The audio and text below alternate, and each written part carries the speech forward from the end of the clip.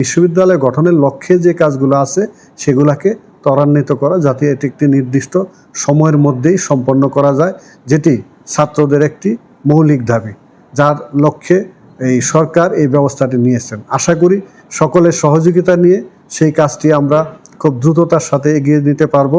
এই শিক্ষা কার্যক্রমটা কোনোভাবেই দীর্ঘায়িত না হয় এবং যতটা সম্ভব শিক্ষা কার্যক্রমকে এগিয়ে নিয়ে আসা। এর মধ্যে আমরা সময়ে যেটি নির্ধারণ করেছি সেটিতে আমরা পুরো 1 বছরের তুলনায় 9 মাসের মধ্যে যাতে শেষ করা যায় সেরকম একটি সূচি নির্দেশনা জারি করেছে। আমাদের শিক্ষা কার্যক্রম দীর্ঘায়িত হবে না।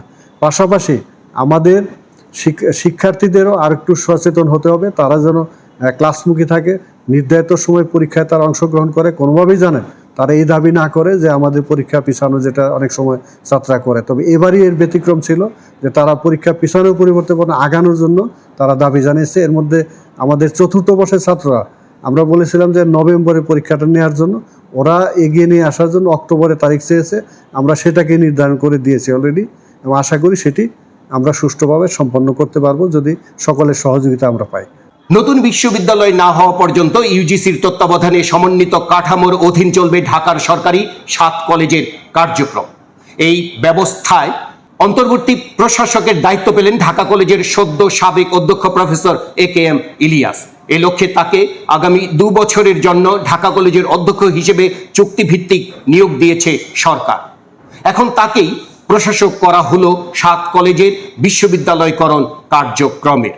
চাকরির নির্ধারিত মেয়াদ শেষ হওয়ায় চুক্তিভিত্তিক প্রফেসর AKM ইলিয়াসকে ঢাকা কলেজের অধ্যক্ষ হিসেবে নিয়োগ দিয়ে গতকাল রবিবার প্রজ্ঞাপন জারি করেছে জনপ্রশাসন মন্ত্রণালয়।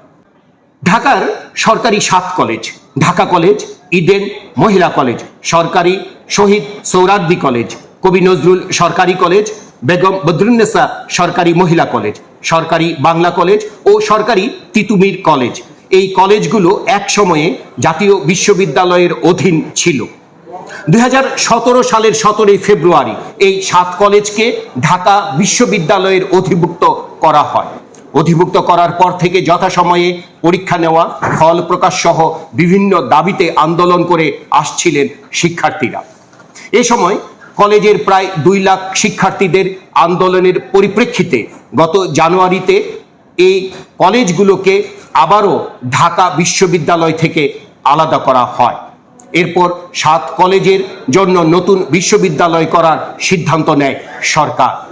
সেটির নাম হবে ঢাকা কেন্দ্রীয় বিশ্ববিদ্যালয়। সরকারি 7 কলেজের জন্য নতুন বিশ্ববিদ্যালয়ের সদ্য নিয়োগপ্রাপ্ত প্রশাসক প্রফেসর AKM ইলিয়াস বললেন, বিসমিল্লাহির রহমানির রহিম। আমি সর্বপ্রথমে আমাদের শিক্ষা মন্ত্রণালয়, ইউজিসি এবং জনপ্রশাসন মন্ত্রণালয় এবং সর্বোপরি সরকারকে ধন্যবাদ জানাই আমাকে এই নিয়োগ প্রদানের জন্য। আমাদের দায়িত্বের মধ্যে সর্বপ্রথম যে কাজটি সেটি হচ্ছে ভর্তি প্রক্রিয়াটি সচল করা। কারণ ঢাকা বিশ্ববিদ্যালয়ের সাথে একটি অনাকাঙ্ক্ষিত ঘটনার পরিপ্রেক্ষিতে তারা যে অধিভুক্তি বাতিল করে, তারই প্রেক্ষিতে ভর্তি প্রক্রিয়াটি স্থগিত হয়ে যায়। তো স্থগিতকৃত ভর্তি পরীক্ষাটি সচল করা আমাদের সবচেয়ে দায়িত্ব প্রথম, কারণ অন্যান্য বিশ্ববিদ্যালয়ে ভর্তি প্রক্রিয়া প্রায় শেষ পর্যায়ে, আর আমাদের এটি স্থগিত হয়ে আছে। আশা করি 7 কলেজ সহ ইউজিসি এবং আমাদের শিক্ষা মন্ত্রণালয়ের সংশ্লিষ্টদের নিয়ে আমরা এই প্রক্রিয়াটি প্রথম চালু করব।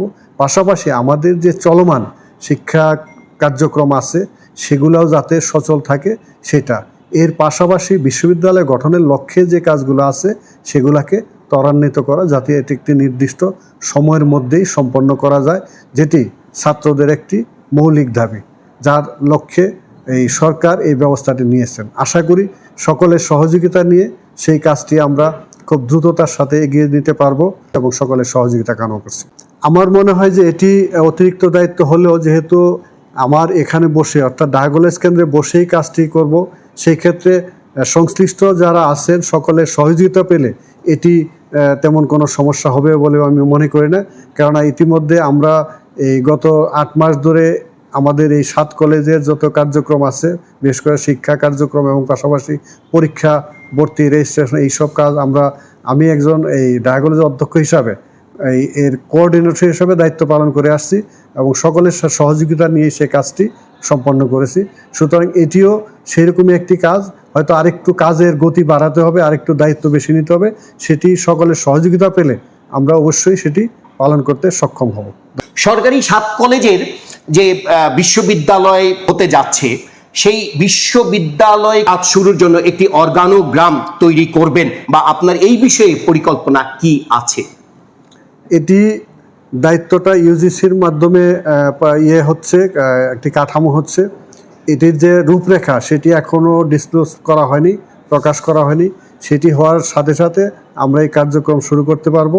আর এখানে আমাদের যে অর্গানোগ্রামের কথাটি বলা হয়েছে, সেটি আমাদের এই প্রথম কাজ হলো আমাদের 7 কলেজের অধ্যক্ষ মহোদয়দের নিয়ে ঢাকা বিশ্ববিদ্যালয়ের প্রতিনিধি এবং ইউজিসি প্রতিনিধির সমন্বয়ে একটি সভা করা। তার মাধ্যমে আমাদের এই পরবর্তী কার্যক্রম হলো এই কাঠামো, যেটি রূপরেখা, সেটি জাতির সামনে প্রকাশ করা।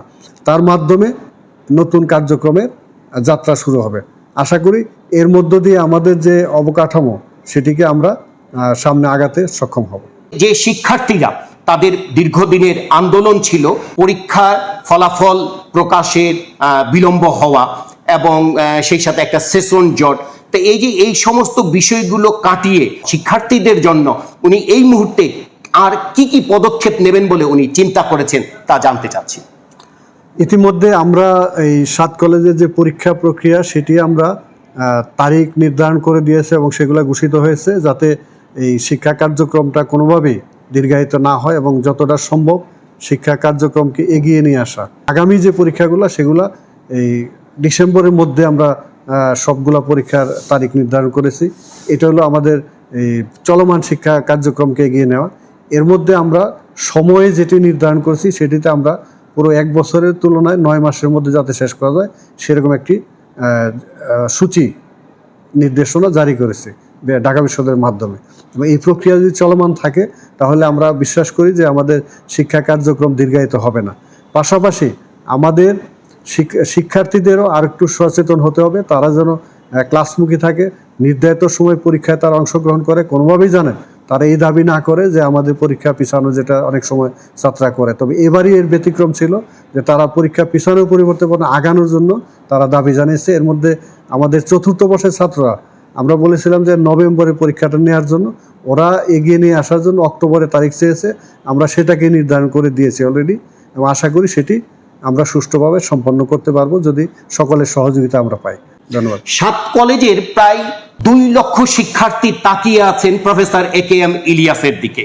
তারা যে আন্দোলনগুলো করেছিল সেই শিক্ষার্থীদের যেন সুফলতা লাভ করে, সেই বিষয়ে আমরা প্রত্যাশা করছি AKM ইলিয়াস, যিনি এই 7 কলেজের বিশ্ববিদ্যালয়করণ কার্যক্রমের সর্বপ্রথম প্রশাসক নিয়োগ লাভ করেছেন এবং তিনি শিক্ষার্থী বান্ধব হিসেবে শিক্ষার্থীদের যা কল্যাণ হয় তাই কার্যক্রম হাতে নেবেন, এটা আমাদের প্রত্যাশা।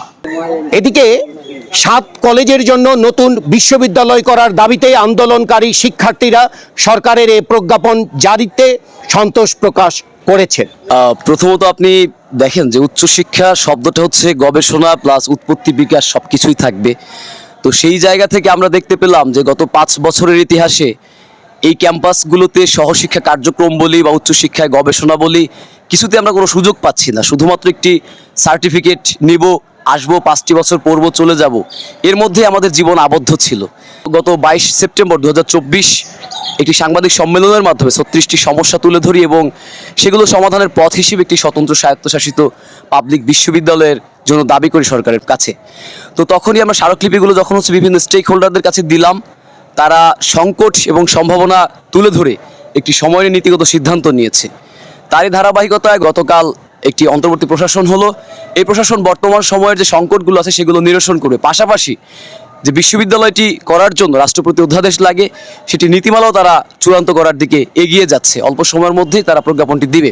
আমরা অনেক বেশি সুখ অনুভব করছি, আমরা অনেক বেশি চিন্তা মুক্ত, আমরা এইটুকু ভেবেই অনেক বেশি আনন্দিত যে উচ্চশিক্ষা বলতে যেটি বোঝায় সেটি আমরা পেতে যাচ্ছি। সত্যিকার অর্থেই আনন্দিত এবং উৎফুল্ল।